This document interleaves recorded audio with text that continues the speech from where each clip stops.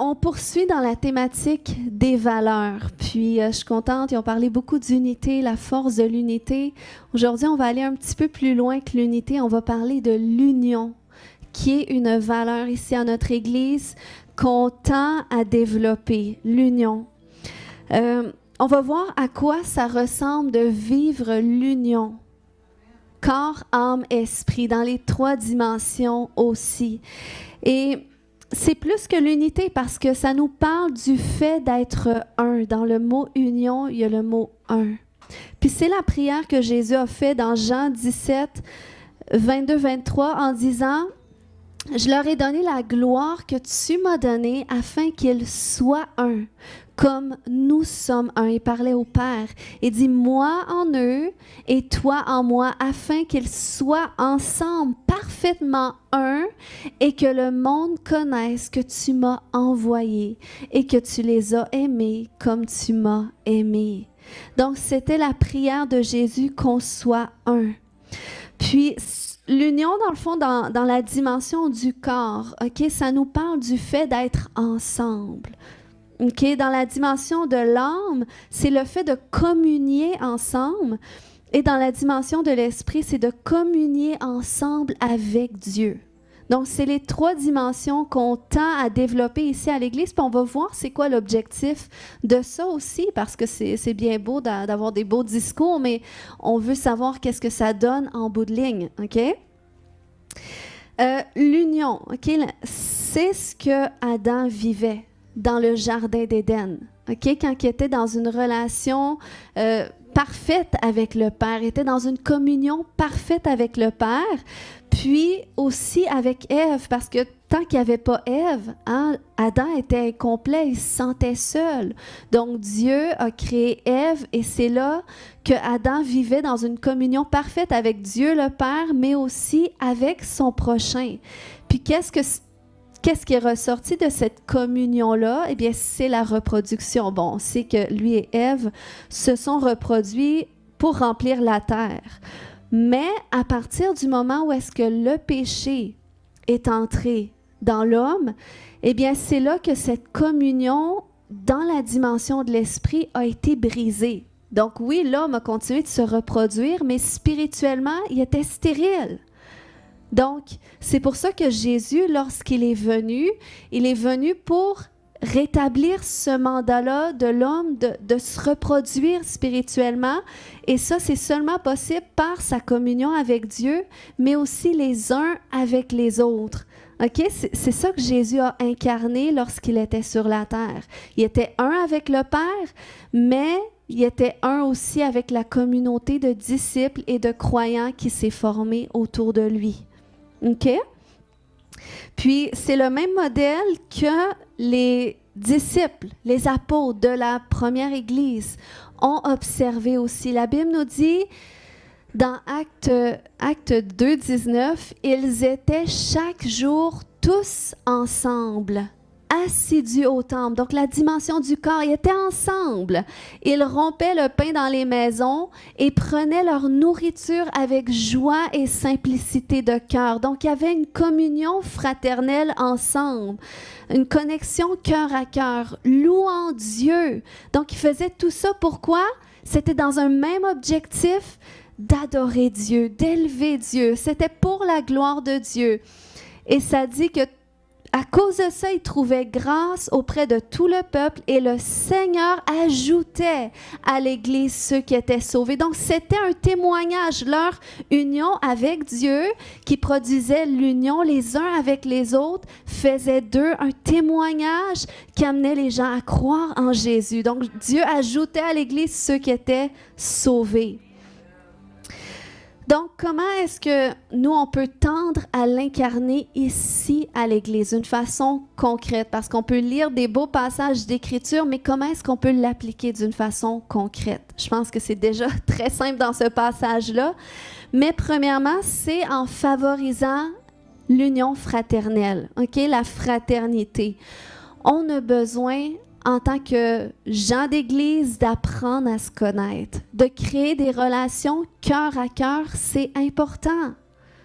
Moi, j'ai fait 3 voyages jusqu'ici avec des gens de l'Église et j'ai tellement aimé ça. J'en ai fait un à Ottawa, un en Égypte, puis j'en ai fait un aussi à Obed-Joanne dernièrement.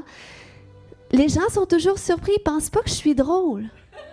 Mais vous savez, je suis quelqu'un qui est drôle et j'aime rire. Et on a du plaisir ensemble parce qu'on apprend à se connaître dans la vie de tous les jours en tant qu'individu, mais on a tous un même lien qui nous rapproche et c'est notre communion avec Dieu. C'est notre amour pour Jésus. Ce qui fait que nos relations sont complètes. On se découvre en tant qu'être humain, on découvre les préférences de un, des fois les défauts de un, mais c'est drôle parce qu'on est des humains puis on a besoin de se connaître aussi dans cette dimension-là. Amen.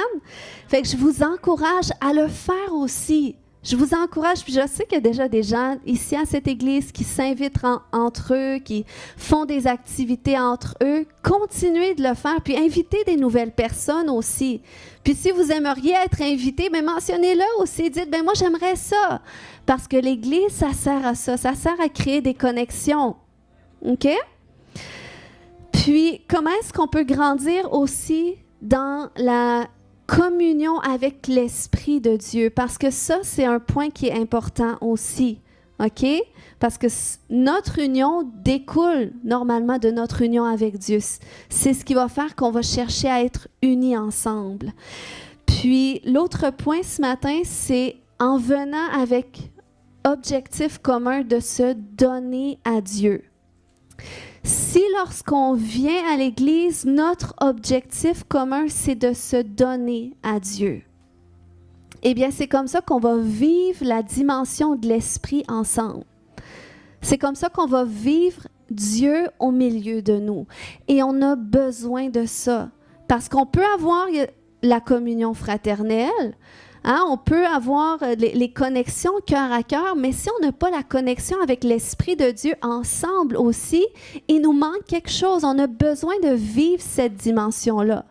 Donc, à quoi est-ce que ça peut ressembler, par exemple, lorsqu'on vient pour louer Dieu ensemble dans la maison de Dieu?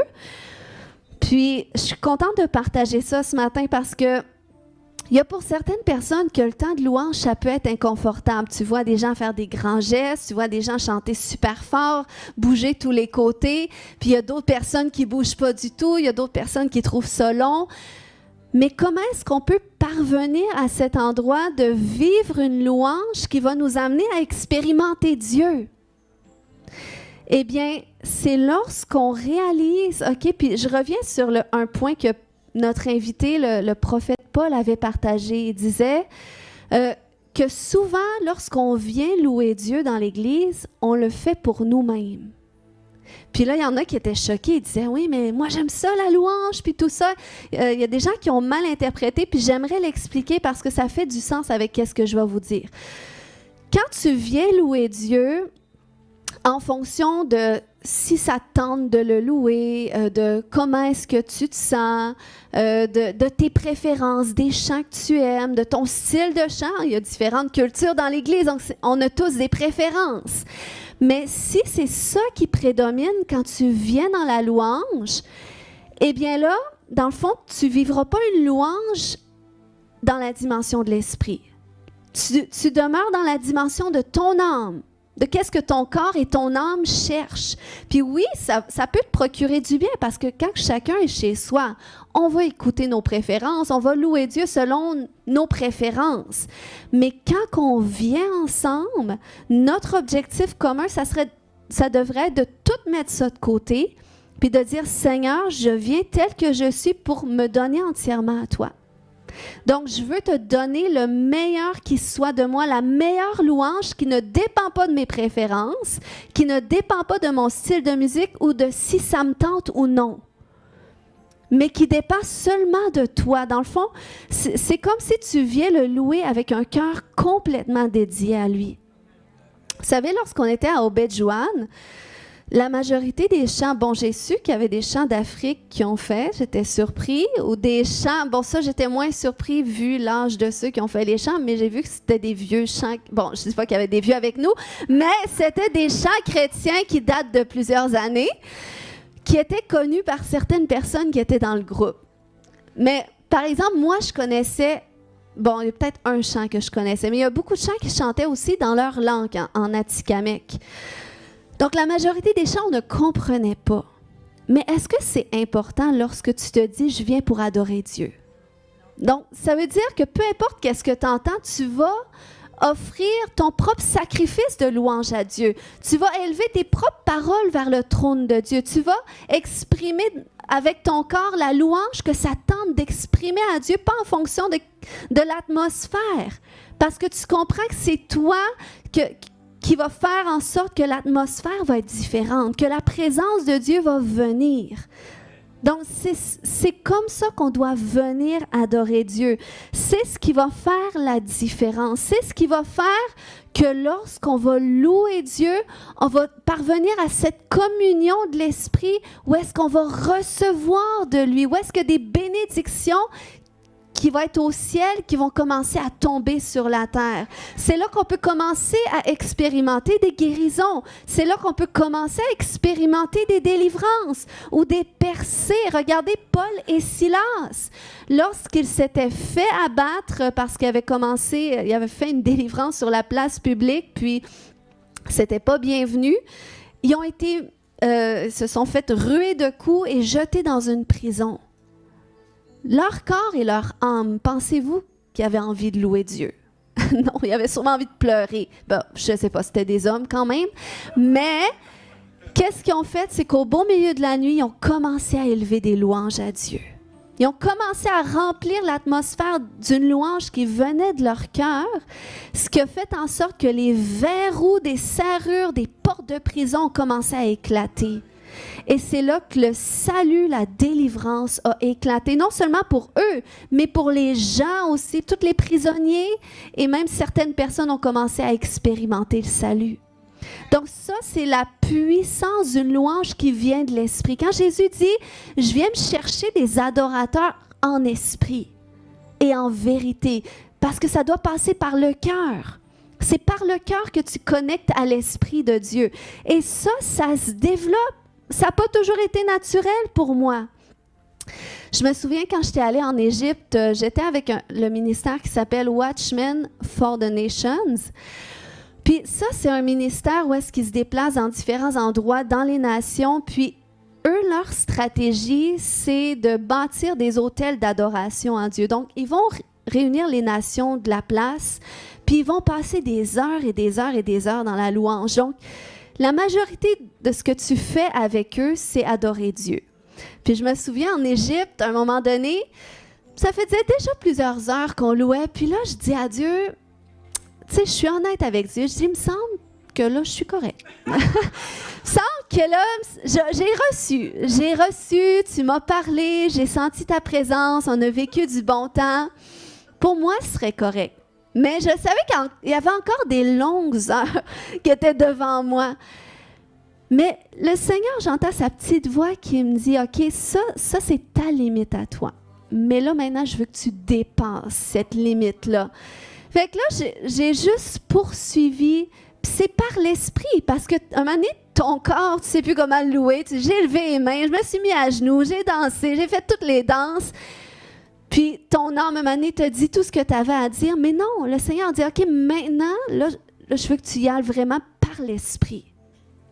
Sans regarder au temps, sans regarder à si ça te tente ou non, sans regarder à si tu connais les chants ou non. Puis la majorité des chants, je ne les connaissais pas parce ils se mettent à chanter dans toutes les langues parce qu'ils honorent toutes les nations. Fait que c'est vraiment un cœur à cœur avec Dieu, mais j'ai tellement reçu au travers de ces moments-là. J'ai tellement vécu des rencontres profondes avec Dieu. Et s'ils font cette stratégie-là, c'est parce qu'ils savent que la nation aussi, Dieu dépose des choses dans la nation. Donc, nous, l'Église de Jésus-Christ, si on peut découvrir la puissance que c'est d'offrir une louange qui vient de l'Esprit, où est-ce qu'on surpasse ces barrières de notre être, où est-ce qu'on dit « Mon objectif, c'est de me donner à toi ». Et c'est ça, dans le fond, un sacrifice. Et c'est le type de sacrifice que le Seigneur recherche. Ça dit dans Hébreux 13, 15, « Par lui, offrons sans cesse à Dieu un sacrifice de louange, c'est-à-dire le fruit des lèvres qui confesse son nom. Donc, ce sacrifice de louange, c'est par l'Esprit que tu parviens à le faire. Et Dieu, il prend plaisir à ça. Il répond au sacrifice par le feu. Amen. Donc, vous allez vous en souvenir, quand tu loues Dieu, il faut que tu parviennes à cet endroit de communier avec son esprit. C'est ça le but de le louer ensemble. Ensuite, le temps de l'enseignement, comment est-ce qu'on peut le vivre? Okay? Parce que, vous savez, on peut venir à cet endroit où est-ce qu'on vient à l'église machinalement parce qu'on est habitué. C'est une habitude qu'on prend tous les dimanches. On est fidèle, on est religieux à notre habitude, mais ça ne peut rien changer dans notre vie. Il y a des gens que ça fait des années que vous êtes chrétiens, mais vous êtes les mêmes. Mais si tu veux cheminer de gloire en gloire, de transformation en transformation, il faut que tu découvres une posture différente de cœur à adopter lorsque tu viens dans la maison de Dieu. Et lorsqu'on vient pour entendre l'enseignement que le Seigneur a prévu donner au travers de la personne qui a prévu qu'il allait prêcher, ton objectif, ça doit être encore une fois de dire, Seigneur, viens déposer ce que tu veux déposer dans ma vie. Viens m'enseigner ce que j'ai besoin qu'il soit enseigné dans ma vie. Tu ouvres ton cœur à Dieu, peu importe qui va prêcher, peu importe la thématique de la prêche, peu importe comment tu files, tu dis, Seigneur, aujourd'hui, je suis venu recevoir la semence de ta parole, ou je suis venu recevoir l'engrais pour alimenter déjà ce que tu as déposé dans ma vie, ou je suis venu pour recevoir la pluie qui va faire pousser ton œuvre dans ma vie. Donc, encore une fois, on doit venir avec cette posture de cœur d'abandon à Dieu. Parce que la vérité, c'est que ce qu'on désire, c'est souvent c'est pas nécessairement qu'est-ce qu'on a de besoin. Et le Seigneur sait exactement ce qu'on a de besoin. Et nous, on ne sait pas, même ça dit dans sa parole qu'on ne sait pas qu'est-ce qui convient de demander dans nos prières. Donc, si tu es à cet endroit et que tu ne sais plus comment prier, c'est normal. OK? On ne sait pas, c'est par l'Esprit. Mais c'est pour ça que lorsqu'on ouvre notre cœur à Dieu pour dire « Fais ce que tu dois faire », regarde le paralytique qui était assis à la porte appelée la Belle ou le Temple, qui quêtait. Lui, son désir, c'était quoi? C'était d'avoir de l'argent. Donc, à tous les passants, il leur demandait de l'argent. Lui, c'était ça qu'il voulait. Jusqu'au jour où est-ce que Dieu a répondu, non pas à sa demande, non pas à qu'est-ce qu'il voulait, mais à son besoin. Les disciples sont arrivés, ils ont dit, toi tu veux de l'argent, mais on n'a ni argent ni or. Par contre, on a ce que tu as besoin. Au nom de Jésus, lève-toi et marche. Donc, c'est ce que le Seigneur veut faire. Puis quand tu viens dans sa maison avec cette posture de cœur, c'est ce qui va te faire grandir spirituellement. C'est ce qui va te faire en sorte que tu vas être nourri spirituellement. Amen.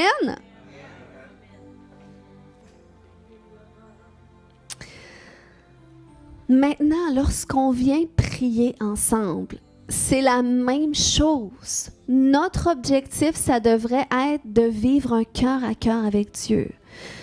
Parce que des fois, on arrive, on a des requêtes, puis c'est correct, le Seigneur veut entendre nos requêtes. Puis des fois, on arrive, on n'a pas de requêtes. Des fois, ça nous tente même pas de prier.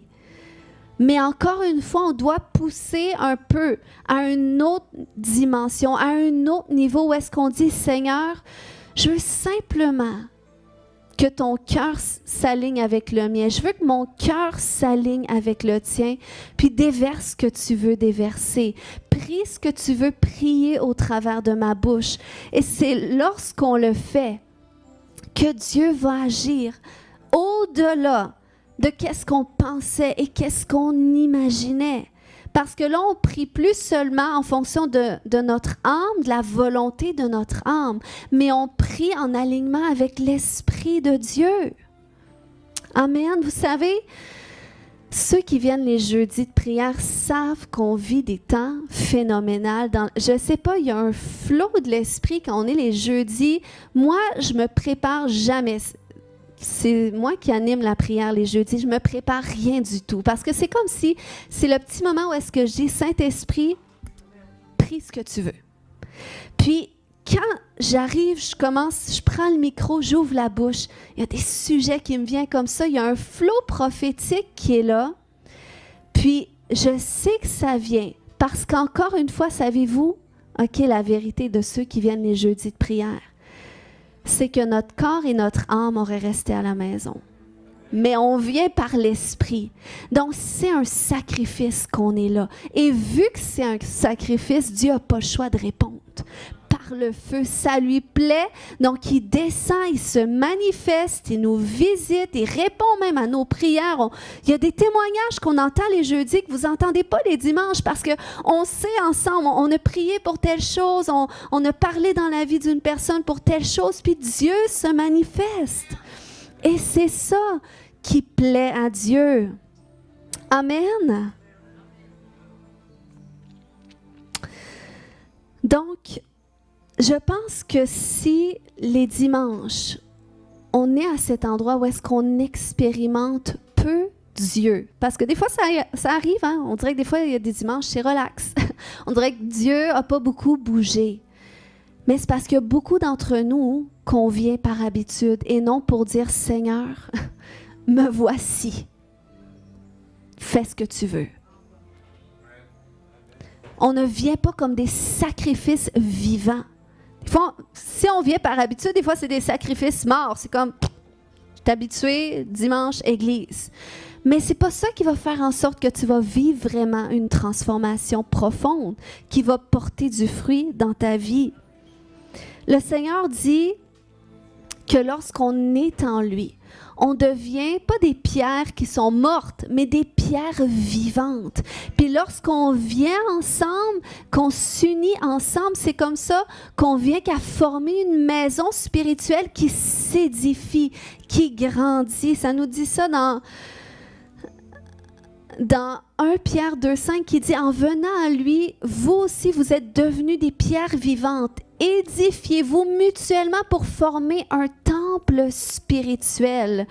Vous y constituerez un groupe de prêtres mis à part pour Dieu, à qui vous offrirez des sacrifices spirituels qui lui sont agréables, parce qu'ils sont présentés par Christ. » C'est ce qui fait la différence d'une église qui grandit, d'une église qui se développe. Une église qui grandit, ce n'est pas nécessairement qui grandit en nombre. Oui, je crois que c'est un fruit qui vient avec, mais on devrait grandir spirituellement. On devrait spirituellement se développer. Amen. Voir le fruit de l'œuvre que le Seigneur fait dans chacun. Donc, on doit développer cette union avec Dieu. Cette union où est-ce qu'on est à cet endroit qu'on se donne continuellement à lui, qu'on le cherche continuellement, puis je crois que ça devrait être ça à chaque jour de notre vie. Mais les moments qu'on vit ensemble, ben c'est les moments où est-ce qu'on est tous ensemble alignés avec ce même objectif. C'est qu'ensemble, on se donne à lui. Ensemble, on s'abandonne à lui. Ensemble, on le cherche. Ensemble, on veut lui donner qu'est-ce qu'il y a de meilleur. Amen. Puis c'est quoi l'objectif de ça? Parce que c'est une bonne question aussi. Tu sais, on se dit, ben, j'ai d'autres choses à faire que me donner juste à Dieu et à tout le monde. OK, c'est quoi l'objectif de ça? Psaume 133 nous dit, « Oh, voici qu'il est agréable, qu'il est doux pour des frères de demeurer ensemble. » Et le terme « ensemble » dans l'hébreu, c'est le terme « uni ». C'est le terme « un ». Qu'il est agréable, qu'il est doux pour des frères de demeurer un, unis. Puis au verset 3, ça dit « Car c'est là que l'Éternel envoie la bénédiction, la vie pour l'éternité. » OK, donc si Dieu se manifeste dans ce climat d'union, c'est que l'union favorise un climat de vie, où est-ce que la vie de Dieu, où est-ce que sa bénédiction se manifeste. Donc, c'est pour ça qu'on doit le pratiquer. Amen. La vie signifie aussi la naissance. C'est lorsqu'on est unis ensemble avec cette même intention de se donner à Dieu et de se donner les uns aux autres, parce que te donner à Dieu, ça va créer un désir en toi de te donner aux autres aussi. Et lorsque tu le fais, ça crée un climat où est-ce que le Seigneur fait naître des vies. Il nous fait renaître selon son intention. Paul avait dit, je souffle les douleurs de l'enfantement jusqu'à ce que Christ soit formé en vous. Donc, ça prend du temps. C'est un processus. C'est pas, je deviens chrétien, j'ai déjà la forme de Christ ou la forme que le Christ a l'intention de me donner. Non, c'est quelque chose qui se développe, mais c'est lorsqu'on vient ensemble que la vie de Dieu, elle est libérée pour qu'on se développe dans nos véritables identités et aussi par rapport à notre destinée. Parce que regardez, même dans Actes 13:2, ça dit que pendant qu'ils servaient le Seigneur, ils étaient ensemble dans leur ministère et qu'ils jeûnaient. Le Saint-Esprit dit... Comment est-ce que le Saint-Esprit peut parler? C'est le Saint-Esprit qui a parlé. Ce n'est pas un apôtre ou un prophète. C'est le Saint-Esprit a dit. Pour qu'on entende le Saint-Esprit, il faut que les pratiques qu'on fait soient par l'Esprit. Il faut qu'il y ait un sacrifice. Ce qu'on fait par l'Esprit, c'est un sacrifice. Ils servaient le Seigneur. Vous avez reçu un enseignement sur le service. Quand tu sers le Seigneur, c'est une expression de ton sacrifice à Dieu. C'est une expression que ta vie, tu la donnes à Dieu. Amen. Donc, il servait par l'Esprit. Il jeûnait par l'Esprit. Il était dans cette communion avec l'Esprit où est-ce que le Saint-Esprit a dit, maintenant, c'est le temps. Mettez-moi à part Serge et Soavis pour le ministère à laquelle je les ai appelés. Parce qu'ils jeûnent, parce qu'ils servent, parce qu'ils sont à cette posture de sacrifice, de dire, Seigneur, prends tout de moi. Seigneur, je suis là pour toi. Et à un moment donné, le feu de Dieu tombe pour dire, OK, c'est le temps pour une nouvelle saison de se dessiner. C'est le temps pour ta destinée d'être enfantée. Et ça, c'est pas toute seule à la maison. Mais c'est ensemble, c'est d'un commun accord avec un objectif commun, d'être là pour Dieu. Amen. Est-ce que quelqu'un est avec moi ce matin? Le pasteur Randy Needham a dit, trouve ta famille, trouve ta destinée. Ta destinée, elle est connectée à l'union avec ta famille spirituelle. Amen. Puis, c'est pour ça que vivre, la raison pour laquelle on a été créé, est un fruit de notre vie unie à Dieu et unis les uns aux autres. Regardez, Jésus a dit, je suis le cep. Le cep, c'est comme un tronc d'arbre. Vous êtes les sarments, les branches. Celui qui demeure en moi, dans le tronc, et en qui je demeure, porte beaucoup de fruits. Car sans moi, vous ne pouvez rien faire.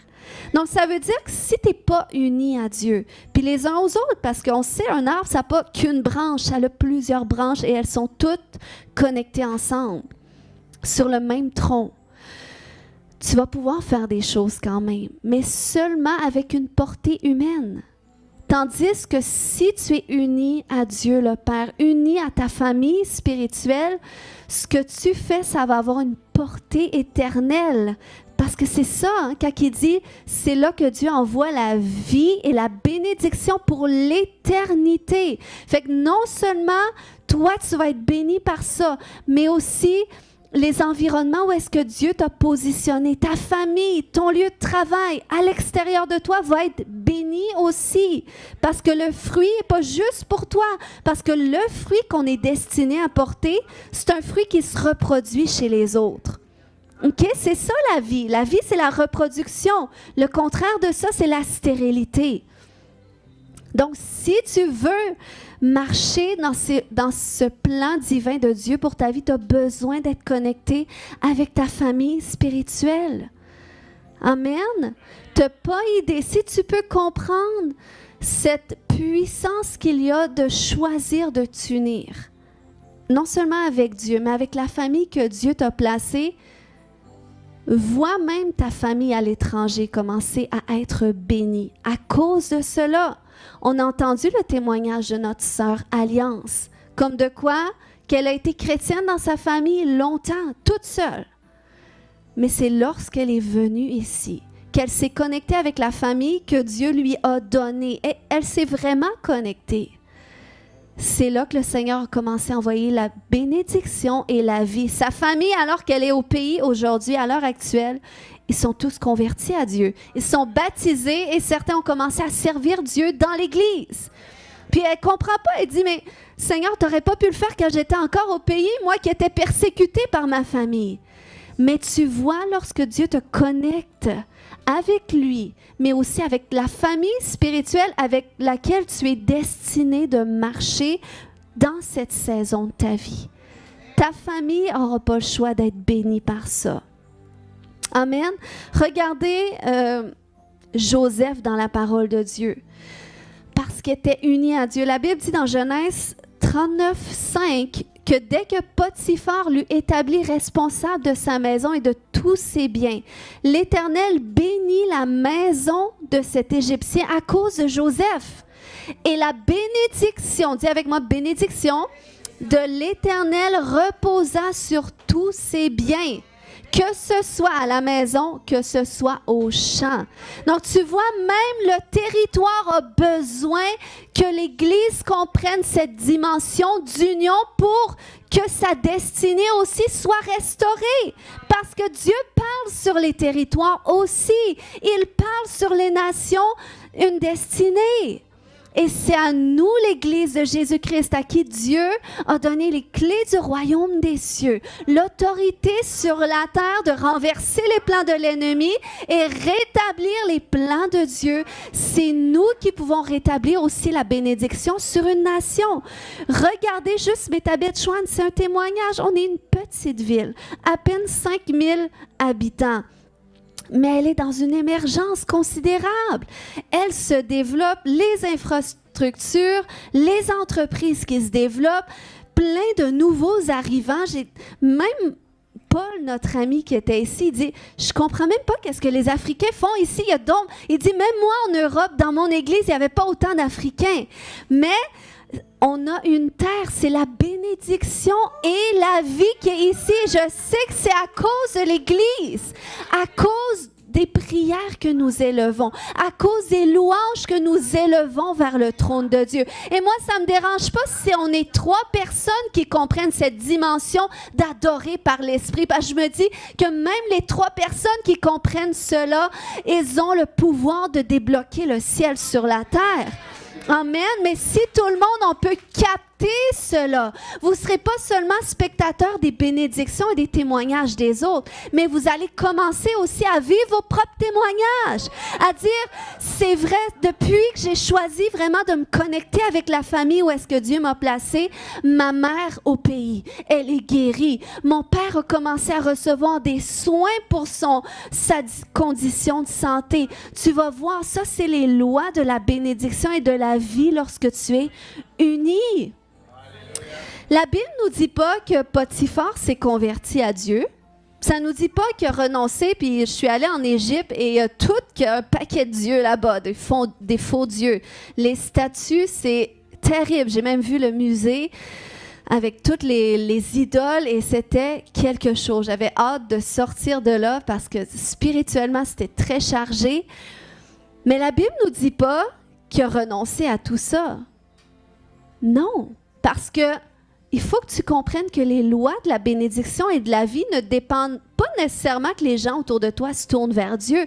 Du moment que toi, tu es connecté, tu es uni à ton Dieu, puis tu es uni à ta famille, les gens autour de toi n'auront pas le choix de recevoir de ça. Amen. Puis ce matin, je vais terminer avec ce témoignage. Puis je ne sais pas pour qui je dois le partager ce matin, mais c'est quelque chose d'assez personnel.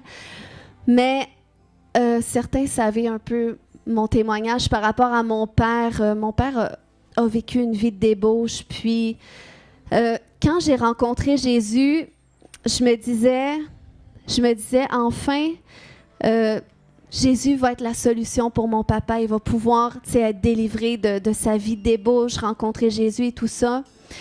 Mais finalement, ça ne s'est pas passé comme ça. J'avais fait avec lui la prière de repentance. Sa vie n'avait pas changé. Mais là, quand j'ai connu la dimension de la délivrance, j'ai dit, « Wow, mon père, c'est ça qu'il a besoin. Il va recevoir la délivrance. Comme ça, il va être restauré dans sa destinée. » Mais finalement, ça ne s'est pas passé comme ça non plus. Finalement, mon père n'a pas changé de vie. Il a continué de vivre dans la débauche. Puis, finalement, il est décédé l'année passée. Puis, la semaine dernière, ça allait faire 1 an qu'il est décédé. Puis, à la veille de son 1 an de décès, je dors la nuit et je fais un songe. Je reçois un appel et c'est mon père. Il dit Léane, là, j'étais choquée un peu dans mon rêve. Je dis, ben, je parle à un mort, attends. Mais là, il dit, non, Léane, il dit, je vis. Mais là, je dis, mais attends, comment ça tu peux vivre? On a fait tes obsèques, c'est impossible. Il dit, Léane, je suis bien vivant. Et il y a une joie, il y a une paix qui est venue dans mon cœur à ce moment-là. Puis j'ai raccroché le téléphone et je savais que c'était Dieu qui me disait que mon père vit. Et vous voyez, mon père n'a pas changé de vie. Puis je ne sais pas à qui ça doit parler, mais des fois on se dit, ah, mon proche est décédé et il n'a pas vécu pour Jésus. Oui, mais toi, si tu es uni à ton Dieu, si tu es uni avec la famille où est-ce que Dieu t'a connecté, la bénédiction et la vie n'ont pas le choix de les atteindre. C'est Dieu qui décide. Et Dieu est grand. Ses voix sont au-dessus de nos voix. Amen. Et je veux dire ici que tout le monde a sa place. Tout le monde est le bienvenu. Amen. Nous vous aimons comme notre propre famille parce que la Bible dit dans Galates 3:28 qu'il n'y a plus ni juif ni grec. Il n'y a plus ni blanc ni noir, ni esclave ni libre, ni homme ni femme, car tous vous êtes un. C'est par les liens du sang de Jésus que nous devenons une même famille, qui pouvons s'édifier ensemble et grandir ensemble et se multiplier ensemble. Et je crois que s'il y a des situations dans ta vie qui sont stériles aujourd'hui, qui ne portent pas de fruits, ce matin, le Seigneur, il va libérer sa vie. Il va libérer sa vie. Il va libérer sa bénédiction. Puis je veux t'exhorter à le pratiquer. Je l'ai partagé ce matin, vite fait, comment est-ce qu'on peut l'incarner en tant qu'Église, l'union, au travers de notre communion avec l'Esprit de Dieu. Mais vous savez, c'est quelque chose qui se développe. Ça se développe avec un cœur qui est abandonné à Dieu, qui est dédié à Dieu, qui est désintéressé de lui. Et ça s'apprend. Tu dis, Seigneur, montre-moi comment m'abandonner vraiment à toi. Comment est-ce que je peux marcher avec un cœur vraiment dédié à toi? J'ai dû faire ces prières-là à Dieu un jour. Ça n'a pas été toujours naturel. Puis à des moments de ma vie où est-ce que je sentais que j'avais atteint un certain limite, où est-ce que je disais, ben, il me semble que je ne peux pas, Seigneur, t'aimer plus que ça. Il me semble que j'ai atteint mon niveau de passion pour toi. Mais quand je lui disais à Dieu, Seigneur, aide-moi, Seigneur, à être plus passionné. Aide-moi à t'aimer vraiment. Et le Seigneur l'a toujours fait. Et oui, ça l'a toujours surpassé mes capacités. Mais c'est ce qui m'a permis de toujours expérimenter Dieu dans ma vie. Aussi, les témoignages de ce que je vis avec Dieu, c'est pas seulement v'là 13 ans où est-ce que je me suis convertie, mais c'est à tous les jours de ma vie. C'est à tous les jours de ma vie parce que c'est à tous les jours de ma vie que je prends cette décision de me donner à lui. Et quand je me donne à lui, il me donne ce cœur aussi pour me donner pour mon prochain aussi parce que c'est connecté. Notre destinée, elle est connectée avec notre prochain. Elle est connectée avec la famille là où est-ce que Dieu nous place. On va prier ce matin. Alléluia. Si tu es ici ce matin, que tu n'as jamais donné toute ta vie à Jésus, on peut se lever debout. Est-ce que des gens qui n'ont jamais donné toute leur vie à Jésus, faites une prière pour dire, Seigneur, je veux te donner ma vie. Lève la main, puis je vais prier avec toi. Si tu n'as jamais donné toute ta vie à Jésus, lève la main. Si tu ne lèves pas la main, je considère que c'est un pas que tu as fait. Alléluia. Alors, on va prier ce matin. On va prier ce matin. Alléluia. Est-ce que tu peux prendre une décision? Parce que le Seigneur, il n'ira pas au-delà de qu'est-ce que ton cœur veut. Mais si tu dis, Seigneur, je veux vraiment me donner à toi. Je veux vraiment être unie à toi, marcher dans cette union avec toi. Ça commence par là. J'aimerais que tu commences à le dire à Dieu. J'aimerais que tu commences à le dire à Dieu. Et dis-le pas seulement avec ta tête, mais va jusqu'à ton cœur pour le ressentir aussi, pour qu'il y ait cette authenticité qui vienne. Et peut-être tu dis, mais Seigneur, on dirait qu'il y a une partie de moi qui se retient de tout te donner. Eh bien, dis-lui, sois honnête avec Dieu, parce que lui-même, il sait comment. Il sait comment rejoindre ton cœur. Alléluia. Remakataya. Remakataya. Remakataya shete. Koyashata. Alléluia. Alléluia. Alléluia. Alléluia. Peut-être tu dis, ouais, mais j'ai déjà fait le tour avec Dieu. Je connais déjà Dieu depuis assez longtemps. Oh, mais le Seigneur a plus pour toi. Le Seigneur a plus pour toi. Il veut être un avec toi. Il veut que tu sois un en lui. Il veut être un en toi. Yatarebakata, Seigneur, aide-nous. Esprit de Dieu, aide-nous ce matin. Oh, libère une révélation plus profonde chez tes enfants de cette dimension d'union avec toi, de communion avec toi. Oh, et je déclare qu'alors que ton cœur s'incline vers lui ce matin, le Seigneur libère son amour. Oh, le Seigneur libère son amour ce matin dans ton cœur qui te guérit. Qui te guérit. Remakataya shete. Roko mama mama yanta. N'aie pas peur de tes émotions ce matin. N'aie pas peur de tes émotions ce matin. C'est comme si j'entends des hommes qui disent, attends une minute, là, je ne peux pas être trop sensible non plus. Laisse le Seigneur communier avec toi. C'est par l'Esprit. Et quand c'est par l'Esprit, on ne contrôle pas ce qui sort de notre bouche. On ne contrôle pas nos gestes. On peut se maîtriser, oui. Mais ça va nous sortir en dehors de nos limites. Remakataya. Rebakata. Oh Seigneur, touche tes enfants ce matin. Touche tes enfants ce matin.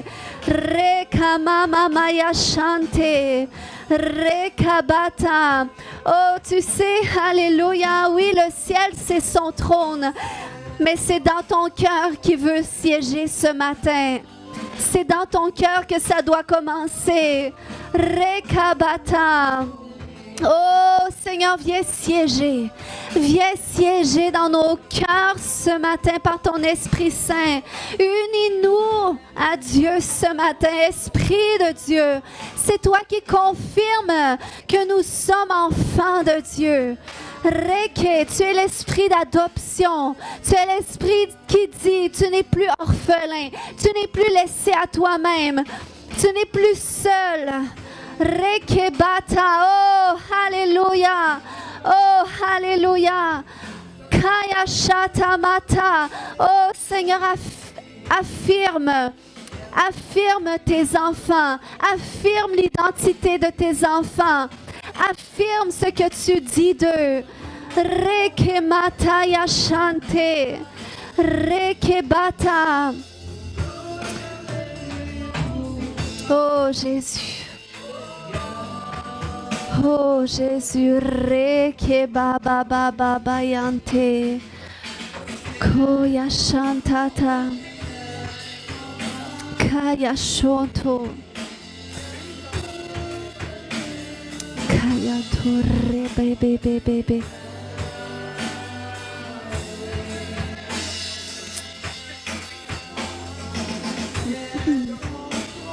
Kaya Shonto Koma Mama Maya.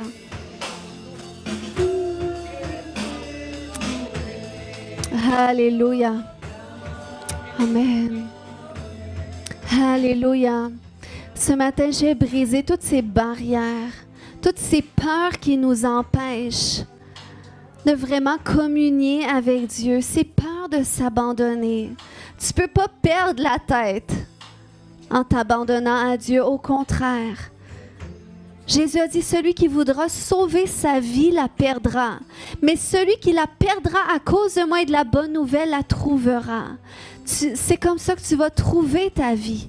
Si tu choisis vraiment de t'abandonner à lui, et t'amèneras jamais à faire des choses qui sont complètement en dehors de qui tu es, au contraire. En lui, tu vas trouver les œuvres qui deviennent comme une nourriture pour toi, qui deviennent ta substance de vie, qui dit, ben moi, c'est ça ma vie. Moi, je vis pour cela. Jésus a dit, ma nourriture, c'est de faire la volonté de mon Père. Et ta nourriture, c'est de vivre véritablement la raison pour laquelle Dieu t'a créé. Et Seigneur, libère ce matin ces révélations. Libère cette grâce d'une plus grande communion aujourd'hui. Ouvre le chemin pour rendre cette communion plus profonde, plus accessible avec chacun. Rakamataya, Rekemata. Est-ce que tu peux réaliser ce matin, alléluia, que c'est Dieu qui t'a créé, que c'est Dieu qui a voulu que tu sois dans ce monde? Est-ce que tu peux réaliser que lorsqu'il t'a créé, il a attaché à ta vie une intention quant à la personne que tu allais devenir et quant à la destinée que tu allais accomplir? C'est Dieu qui détient cela entre tes mains. Et ce matin, je viens briser toute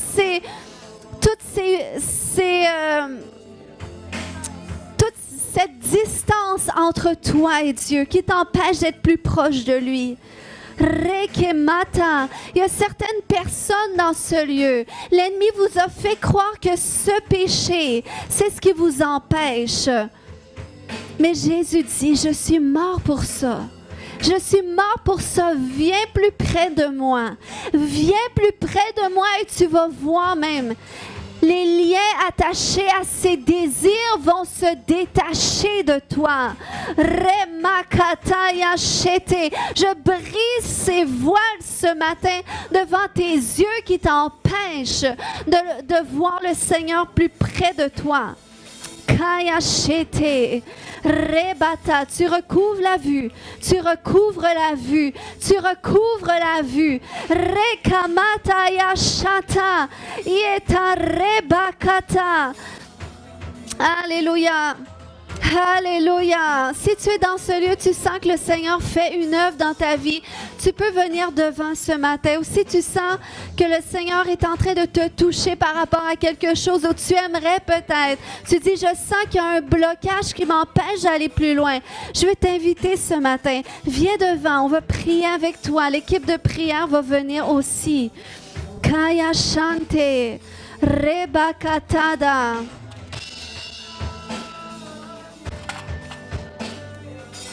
Alléluia. Kaya Shonto. Amen. Alléluia. S'il y a d'autres personnes ce matin, tu peux aller prier. Tu peux partager quelque chose?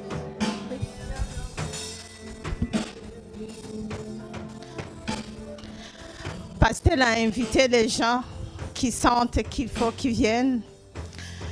Mais moi, je vais vous partager quelque chose que j'ai eu ce matin pendant la louange. C'est vraiment en rapport avec ce qu'on vient d'apprendre, ce qu'on vient de... Je sais pas. Mais